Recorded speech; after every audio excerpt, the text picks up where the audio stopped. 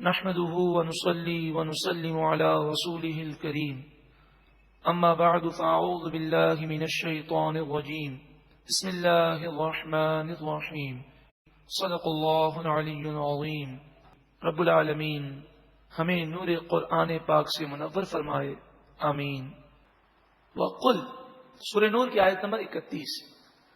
صرف مرد ہی نگاہ کی حفاظت کرے یہ بات نہیں ہے، عورت کو بھی اپنی نگاہوں کی حفاظت کرنا ضروری ہے۔ وقل اور اے محبوب آپ فرمائیے، للمؤمنات مومن عورتوں سے، یغضضن من ابصارہن کہ وہ اپنی نگاہوں کی حفاظت کریں اور اسے نیچا رکھیں۔ نبی اکرم صلی اللہ علیہ وآلہ وسلم کی جو ازواج مطہرات ہیں، اب مجھے بتائیے کبھی ان کے ذہن میں کوئی برا خیال آ سکتا ہے؟ ہرگز نہیں۔ وہ تو نبی کے گھرانے میں ہے، انہیں تو ڈائریکٹ نبی کا فیض مل رہا ہے، ان کی تو نگاہیں بھی پاک ہیں، ان کے قلب بھی پاک ہیں۔ مگر ایک واقعہ ابو داؤد اور ترمذی شریف کا واقعہ آپ کے سامنے پیش کرتے ہیں، اس سے آپ اندازہ لگائیے کہ ازواج مطہرات جن کی نگاہیں پاک ہیں انہیں بھی نگاہوں کی حفاظت کا حضور نے حکم دیا۔ تو کوئی یہ کہے جناب نگاہ کی حفاظت تو وہ کرے جس کا ذہن خراب ہو، یہ بات نہیں ہے۔ نیک لوگوں کو بھی چاہیے کہ وہ اپنی نگاہوں کی حفاظت کریں کہ یہ اللہ کے رسول کا حکم ہے۔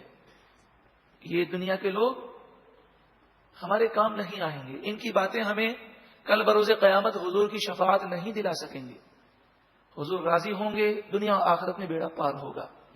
عن ام سلمۃ انہا کانت عند النبی صلی اللہ علیہ وسلم ومیمونۃ، حضرت ام سلمہ سے مروی ہے، کیا کہتی ہے میں حضور کے پاس موجود تھی اور حضرت میمونہ، یہ دونوں ام المومنین ہیں، حضور کی ازواج مطہرات میں سے مومنوں کی ماں ہے۔ یہاں دو باتیں قابل غور ہیں، ایک تو ازواج مطہرات پاکیزہ ہے، پھر تمام مومن ان کے روحانی بیٹے ہیں، یہ مومنوں کی ماں ہے۔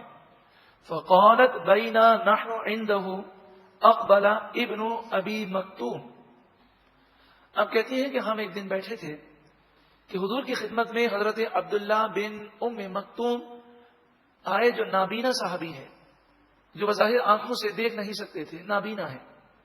فدخل علیہ، وہ نبی اکرم صلی اللہ علیہ وآلہ وسلم کی خدمت میں حاضر ہوئے۔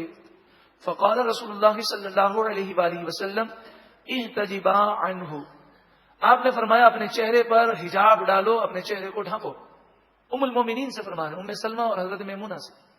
فقالت یا رسول اللہ، حضرت ام سلمہ کہتی ہیں کہ میں نے عرض کی اے اللہ کے رسول، الیس هو اعمی لا یبصرنا، کیا حضرت عبداللہ بن ام مکتوم نابینا نہیں ہے؟ وہ تو ہمیں دیکھ بھی نہیں سکتے، تو یہ پردے کا حکم کیوں ہے اور ہمیں چہرہ ڈھانپنے کا حکم کیوں ہے؟ تو حضور اکرم صلی اللہ علیہ وآلہ وسلم نے یہاں پر چہرہ ڈھانپنے کی ایک حکمت بیان کی۔ ایک تو یہ ہے کہ مرد عورت کو نہ دیکھے، اور دوسری بات یہ ہے کہ جب عورت اپنے آگے ایک کپڑا رکھ لے گی تو اس کی برکت سے اس کی نگاہیں مردوں پر نہیں پڑیں گی۔ فقال رسول اللہ صلی اللہ علیہ وآلہ وسلم، اللہ کے رسول صلی اللہ علیہ وآلہ وسلم نے فرمایا، افا ام یا وانی انتما، کیا تم دونوں بھی اندھی ہو؟ کیا تم دونوں بھی نابینا ہو؟ الستما تبصرانہ، کیا تم انہیں نہیں دیکھ سکتی؟ مراد یہ ہے کہ مرد عورت کو نہ دیکھے اور عورت مرد کو نہ دیکھے۔ ام المومنین ام سلمہ اور حضرت میمونہ کی پاکیزگی کا مقابلہ اس وقت کی ساری عورتیں مل کر بھی نہیں کر سکتے۔ جب انہیں نگاہوں کی حفاظت کا حکم ہے تو میں اور آپ کیا حیثیت رکھتے ہیں؟ حضرت علی شیر خدا ہیں، حضرت علی علم کے شہر کے دروازے ہیں۔ نبی اکرم صلی اللہ علیہ وآلہ وسلم سے پوچھتے ہیں یا رسول اللہ صلی اللہ علیہ وآلہ وسلم، کبھی کبھی غلطی میں اچانک کسی نامحرم عورت پر نگاہ پڑ جائے تو کیا کرنا چاہیے؟ آپ نے فرمایا اگر غلطی میں نگاہ پڑ گئی تو وہ معاف ہے، مگر اے علی فوراً اپنی نگاہ کو ہٹا لو ورنہ تمہارے نامہ اعمال میں گناہ لکھا جائے گا۔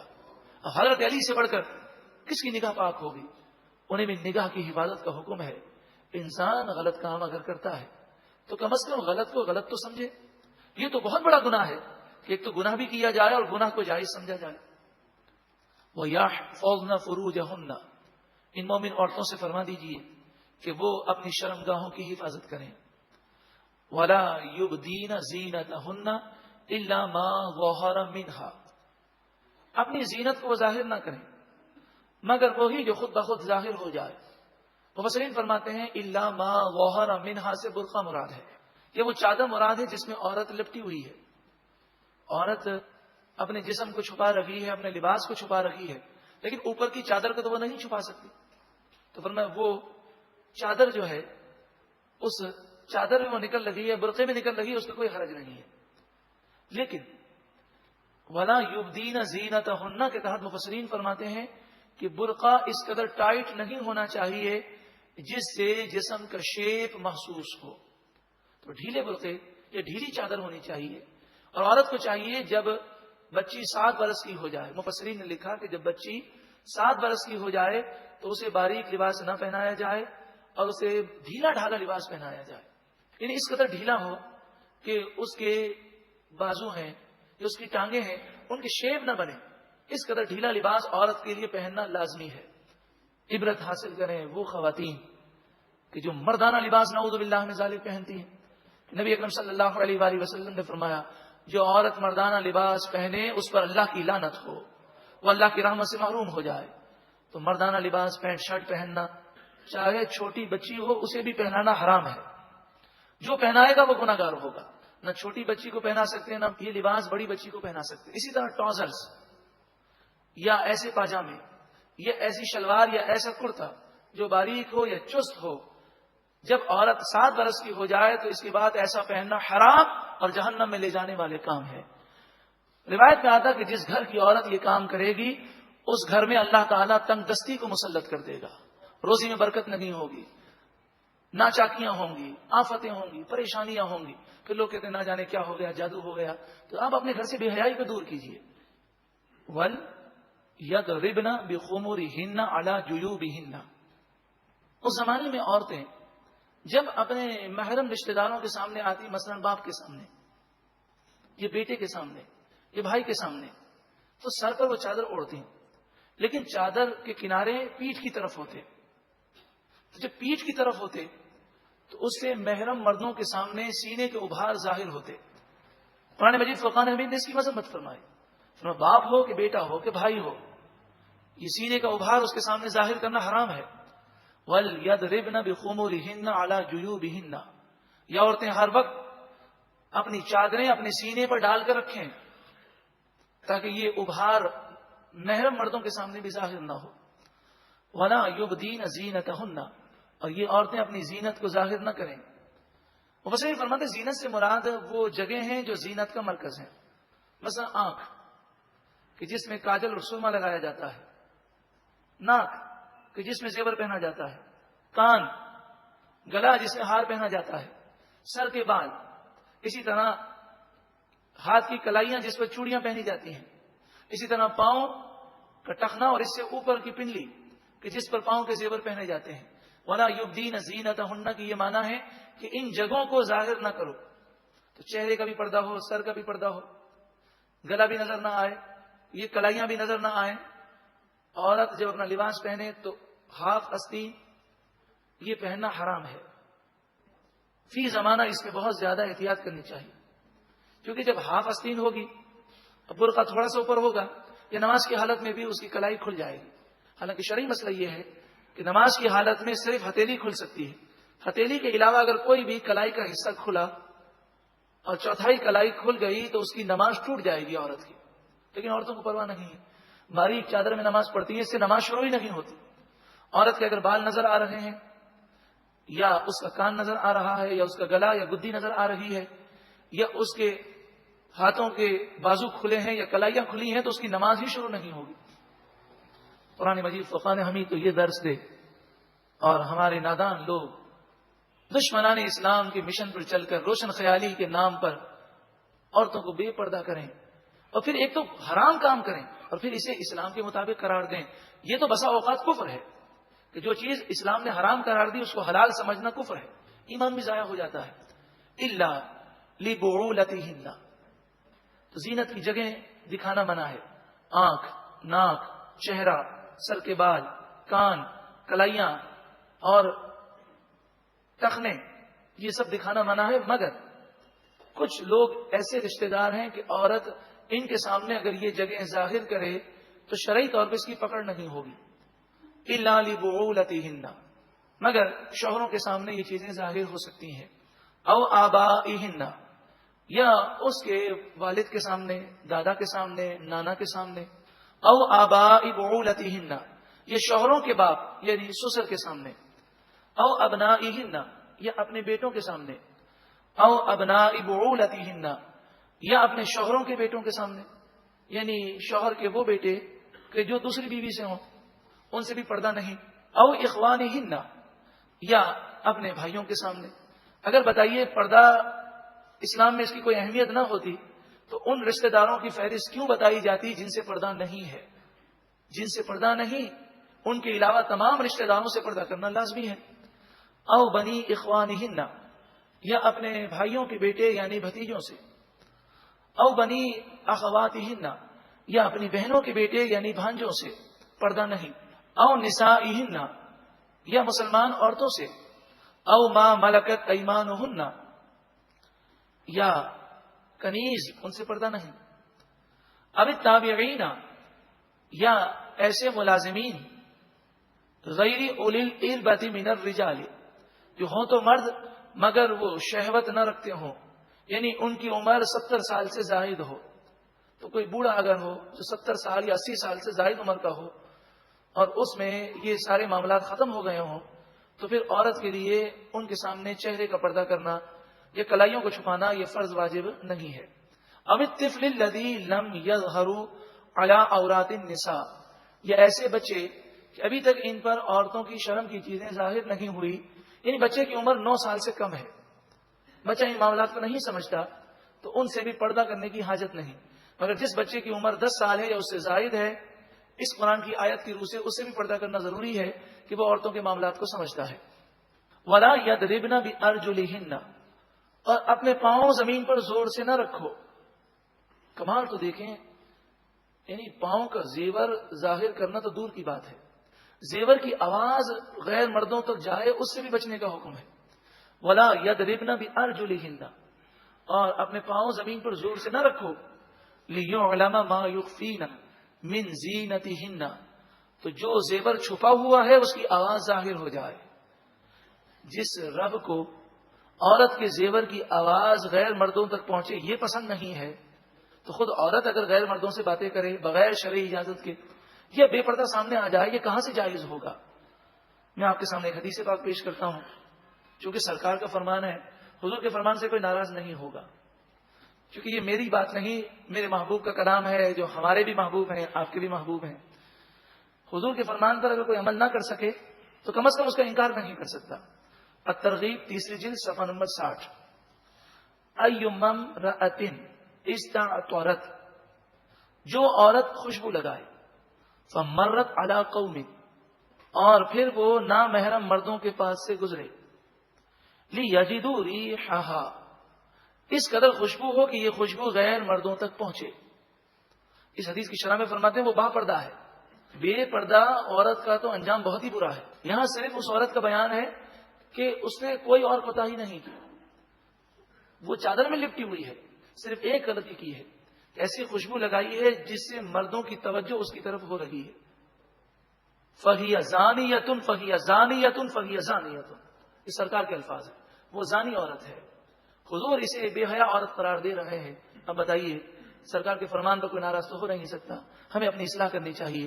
جب عورت خوشبو لگا کر نکلے اور غیر مردوں کی اٹریکشن کا باعث بنے تو حضور نے اس عورت کو زانیہ قرار دیا. تو جو عورت بال کھلے لے کر نکلے، چہرہ کھلا لے کر نکلے، ایسا لباس پہنے جس سے غیر مردوں کی اٹریکشن ہو، کیا وہ حضور کے فرمان سے عبرت حاصل نہیں کرے گی؟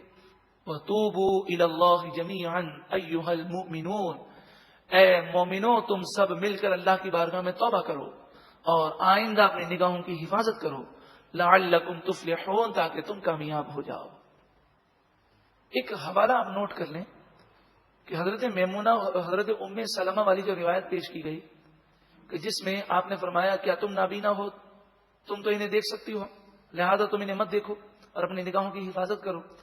ترمذی شریف اور ابو داؤد کی روایت ہے، اور ترمذی شریف میں باب ہے ما جاء فی احتجاب النساء من الرجل، یعنی امام ترمذی نے ایک چیپٹر قائم کیا کہ عورت کو اپنے چہرے کا نقاب کرنا چاہیے مردوں کے سامنے. یعنی جو یہ کہتے ہیں کہ حدیث سے چہرے کا پردے کا ثبوت ہی نہیں ہے، امام ترمذی نے جو باب قائم کیا، باب ما جاء فی احتجاب النساء من الرجل، مرد کے سامنے عورت کو اپنا چہرے پر حجاب رکھنا چاہیے، اپنا چہرہ ڈھانپ کے رکھنا چاہیے. یہ چیپٹر آپ نے قائم کیا 5ویں جلد اور صفحہ نمبر 94، یعنی جو بیروت کا نسخہ ہے اس کی میں بات کر رہا ہوں، اس میں صفحہ نمبر 94 5ویں جلد. جو بھی صفحات ہم حوالے میں پیش کرتے ہیں یہ بات یاد رکھیں کہ مختلف ایڈیشن میں اور کتاب کے سائز سے صفحہ آگے پیچھے ہو جاتا ہے. بعض اوقات حدیث کی کتابیں بعض مکتبے والے چھوٹا چھاپتے ہیں، بعض لمبائی میں چھاپتے ہیں جس میں زیادہ حدیثیں ہوتی ہیں، تو اس کتاب کی سائز چھوٹی ہو جاتی ہے. تو یہ جتنے حوالے پیش کیے گئے یہ عربی کتابوں کے ہیں. تو اردو اگر آپ ترجمے میں ان کا حوالہ ڈھونڈیں گے تو اس میں صفحات آگے پیچھے ہوں گے. لعلکم تفلحون، تاکہ تم کامیاب ہو جاؤ. اللہ تعالیٰ اس بے حیائی کے سیلاب سے مسلمانوں کو محفوظ فرمائے، اور اللہ اور اس کے رسول نے جو پاکیزگی کا درس دیا اس درس پر ہم سب کو عمل کرنے کی توفیق عطا فرمائے. وَأَنْكِحُوا الْأَيَامَ مِنْكُمْ، اور تم بے نکاح لوگوں کا نکاح کرو. کتنا پیارا حکم ہے. اس حکم پر مسلمان عمل کرتے. کسی عورت کو طلاق ہو جاتی، وہ عدت کے فوراً بعد اس کا نکاح دوسری جگہ کروا لیتے. کوئی عورت بیوہ ہو جاتی اور اگر اس کے لیے ممکن ہوتا اور اس کی عمر ایسی ہوتی تو وہ اس کا نکاح عدت کے بعد دوسری جگہ کروا دیتے. یعنی شادی کرنا، رشتہ ڈھونڈنا اس زمانے میں کوئی عیب ہی نہیں تھا. یہاں تک کہ مسلمان اپنی جوان بیٹیوں کے لیے خود رشتہ تلاش کرتے تھے. اس میں کوئی عیب نہیں تصور کیا جاتا تھا. حضرت عمر رضی اللہ تعالیٰ عنہ کی صاحبزادی حضرت حفصہ جب بیوہ ہو گئیں، یہ ایک روایت میں ہے کہ آپ کو طلاق پڑ گئی. عدت سے جیسے ہی فارغ ہوئی حضرت عمر رضی اللہ تعالیٰ عنہ رشتے کی تلاش میں سرگرداں ہو گئے. آپ حضرت عثمان غنی کے پاس گئے اور اپنی بیٹی کا رشتہ پیش کیا. عثمان غنی نے انکار کر دیا. حضرت عمر نے مائنڈ نہیں کیا، برا نہیں منایا. اس زمانے میں ایسی چیزیں نہ تھیں، تکلفات نہ تھے. انہوں نے صاحب انکار کر دیا کہ مجھے نکاح کرنے کی خواہش نہیں. پھر حضرت ابوبکر صدیق کے پاس گئے، انہیں اپنی بیٹی سے نکاح کرنے کا پیغام دیا اور کہا آپ سوچ لیں. حضرت صدیق اکبر نے کوئی جواب نہ دیا اور کافی عرصہ گزر گیا. تو حضرت عمر رضی اللہ تعالیٰ عنہ ناراض ہوئے کہ منع بھی نہیں کرتے اور ہاں بھی نہیں کہتے. اس دوران رسول اللہ صلی اللہ علیہ وآلہ وسلم نے نکاح کا پیغام بھیجا اور حضرت حفصہ ام المومنین بن گئیں. صدیق اکبر نے پھر آ کر کہا اے عمر، اب ناراض تو ہوئے ہوں گے کہ میں نے جواب نہ دیا، نہ ہاں کہا اور نہ کہا. تو حضرت عمر بھی تکلفات سے آپاک تھے. آپ نے جھوٹ نہیں کہا، آپ نے کہا بات تو سچی ہے کہ مجھے برا لگا. تو حضرت صدیق اکبر نے کہا بات دراصل یہ ہے کہ نبی اکرم صلی اللہ علیہ وآلہ وسلم نے مجھ سے مشورہ طلب کیا تھا اور فرمایا تھا کہ اگر میں حضرت حفصہ سے نکاح کر لوں تو تمہاری کیا رائے ہے. تو میں نے یہ رائے دی تھی کہ حضرت حفصہ سے آپ کو نکاح کرنا آپ کے لیے اچھا ہے، وہ ایک پاکیزہ خاتون ہے. تو میں انتظار کر رہا تھا کہ حضور کی طرف سے اگر پیغام نکاح آ جائے تو پھر تمہیں یہ بتاؤں گا، کیونکہ اگر حضور کی رائے بدل گئی اور میں یہ بتا دوں تو تمہیں دکھ ہوگا کہ حضور نے پہلے خیال کیا نکاح کرنے کا اور پھر بعد میں نکاح کرنے کا خیال ترک کر دیا، تمہیں افسوس نہ ہو. اس لیے میں نے یہ اس وقت نہیں بتایا. اب جب کہ پیغام آ گیا تو بتانے میں کوئی حرج نہیں ہے. اور میں نے یہ خیال کیا تھا کہ حضرت حفصہ وہ نیک خاتون ہیں کہ اگر حضور صلی اللہ علیہ وآلہ وسلم کی رائے بدل گئی تو پھر میں ان کے لیے نکاح کا پیغام بھیج دوں گا. دیکھیے کتنا سادہ ماحول ہے. ہمارے لیے ہمارے یہاں تو نکاح کو ایک ہوا بنا دیا گیا. شریعت نے نکاح کو آسان کیا، ہم نے ہندوؤں کی رسومات سے نکاح کو مشکل بنا دیا. وَأَنْكِحُوا الْأَيَامَ مِنْكُمْ، تم میں سے جو غیر شادی شدہ ہوں ان کے نکاح کرو. وَالصَّالِحِينَ مِنْ عِبَادِكُمْ وَإِمَائِكُمْ، اور تمہارے غلام اور تمہاری کنیزیں جو نیک ہوں ان کے بھی نکاح کر دو. یعنی اچھے لوگوں کے نکاح کرنے میں کوشش کرو. إِن يَكُونُوا فُقَرَاءَ، اگر وہ فقیر ہوں گے، ان کے پاس گنجائش نہیں ہوگی. فقیر سے مراد وہ مالی طور پر کمزور ہوں گے. یغنیہم اللہ من فضلہ، اللہ تعالیٰ اپنے فضل سے انہیں غنی کر دے گا. اس آیت کی تفسیر میں مفسرین فرماتے ہیں کہ بعض بزرگان دین کا معمول تھا کہ اگر کوئی شخص اپنے ہاتھ کو تنگ محسوس کرتا تو اس سے فرماتے نکاح کر لو، کیونکہ اللہ تعالیٰ نے فرمایا نکاح کرنے کی برکت سے اللہ تعالیٰ اسے مالدار کر دے گا. مگر یہ اسی صورت میں ہوگا کہ جب نکاح میں ناجائز رسومات نہ ہو، سادگی سے نکاح ہو، سنت کے مطابق نکاح ہو، تبھی یہ برکتیں ملیں گی. واللہ واسع علیم، اور اللہ تعالیٰ وسعت والا، علم والا ہے. وَلْيَسْتَعْفِفِ الَّذِينَ لَا يَجِدُونَ نِكَاحًا، جو نکاح کی طاقت نہیں رکھتے، یعنی یا تو رشتہ نہیں ملتا، یا ایسی مالی پوزیشن ہے کہ کسی صورت میں بھی بیوی کے حقوق ادا نہیں کر سکیں گے، یا کوئی خاتون ہے ان کے لیے کوئی رشتہ نہیں، تو ان کے لیے فرمایا انہیں چاہیے کہ وہ اپنے آپ کو گناہ سے بچا کے رکھیں. حدیث پاک میں فرمایا لوگوں نکاح کرو، اور اگر نکاح نہیں کر سکتے تو اپنے دل کی حفاظت کے لیے مسلسل روزے رکھو، تو نکاح کی بھی حفاظت ہو اور دل کی بھی حفاظت ہو. حتی یہاں تک کہ یغنیہم اللہ من فضلہ، اللہ تعالیٰ اپنے فضل سے انہیں نکاح کے قابل کر دے، اس وقت تک وہ اپنے نفس کی حفاظت کریں اور اس آزمائش میں کامیاب ہوں. والذین یبتغون الکتاب مما ملکت ایمانکم، تمہاری کنیز اور تمہارے غلام میں سے جو آزادی کے لیے تم سے لکھوانا چاہے تو تم لکھ دو. مراد یہ ہے کہ پہلے زمانے میں جب غلامی کا دور تھا تو ایک غلام مکاتب ہوتا ہے. مکاتب کا یہ معنی ہے کہ آقا اپنے غلام سے یہ کہتا ہے کہ اتنی رقم تم مجھے دے دو گے تو میں تمہیں آزاد کر دوں گا.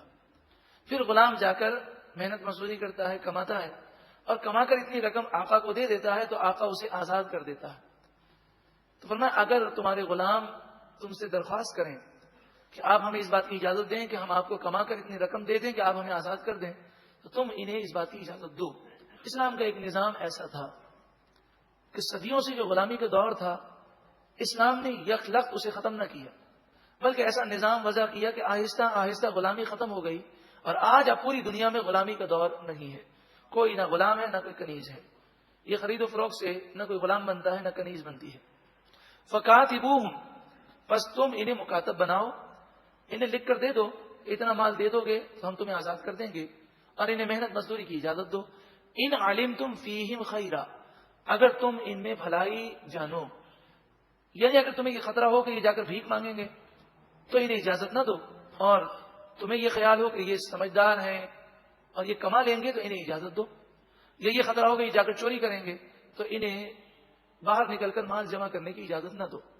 وَآتُوهُم مِّن مَّالِ اللَّهِ الَّذِي آتَاكُمْ، اور انہیں اس مال سے دو جو اللہ نے تمہیں عطا کیا. یعنی جو غلام آزادی چاہتا ہو، مسلمانوں کو حکم ہے کہ وہ اس کی مدد کریں اور اسے مال دیں تاکہ وہ اپنے آقا کو دے اور اپنی جان چھڑا لے. وَلَا تُكْرِهُوا فَتَيَاتِكُمْ عَلَى الْبِغَاءِ، تم اپنی کنیزوں کو بے حیائی پر مجبور نہ کرو. عبداللہ بن ابی منافقوں کے سردار کے رد میں یہ آیت کریمہ نازل ہوئی کہ یہ کنیزوں سے غلط کام کرواتا اور اس سے وہ پیسے حاصل کرتا. تو فرمایا ایسی حرکتیں نہ کرو. آج معاشرے میں ایسے لوگ ہیں کہ جو انتہائی شرم و حیا سے عاری ہیں، بے حیا قسم کے لوگ ہیں. اللہ تعالیٰ ایسے لوگوں کے شر سے ہم سب کو محفوظ فرمائے. تم اپنی عورتوں کو، اپنی کنیزوں کو بے حیائی پر مجبور نہ کرو. ان اردنا تحسنا، حالانکہ وہ تو بچنا چاہتی ہیں، لتبتغوا عرض الحیات الدنیا، یہ تم اس لیے کرتے ہو کہ تم دنیا کا سامان چاہتے ہو، دنیا کی ذلیل دولت کے لیے بے حیائی عام کر رہے ہو. تو آج جو عورت ایڈورٹائز میں آتی ہے، سائن بورڈ پر اس کی تصویر آتی ہے، اخبار میں تصویر آتی ہے، آپ جانتے ہیں کہ اس بے حیائی کرنے پر اسے معاوضہ دیا جاتا ہے. تو نہ تو عورت دنیا کی دولت کی خاطر بے حیائی عام کرے، نہ کوئی اسے مجبور کرے. آج عورت کو ایک پبلسٹی کا آئٹم بنا لیا گیا ہے. وہ تو مسلمانوں کی عزت ہے، اس کی عصمت کی حفاظت تو مسلمانوں پر فرض ہے. وہ کوئی بکاؤ مال نہیں کہ جس کی ایڈورٹائز کی جائے اور اس کی تصویر دکھائی جائے اور اس کے عوض مال وصول کیا جائے. آج سائن بورڈوں پر عورتوں کی تصاویر اس لیے ہوتی ہیں تاکہ لوگ عورتوں کی وجہ سے سائن بورڈ کو پڑھیں، وہ بدنگاہی بھی کریں اور ساتھ میں اس کمپنی کا اشتہار بھی پڑھ لیں. بتائیے جو بے حیائی پھیلا کر اپنی کمپنی کے اشتہار کی کوشش کر رہا ہے اس کے مال میں کہاں سے برکت آئے گی.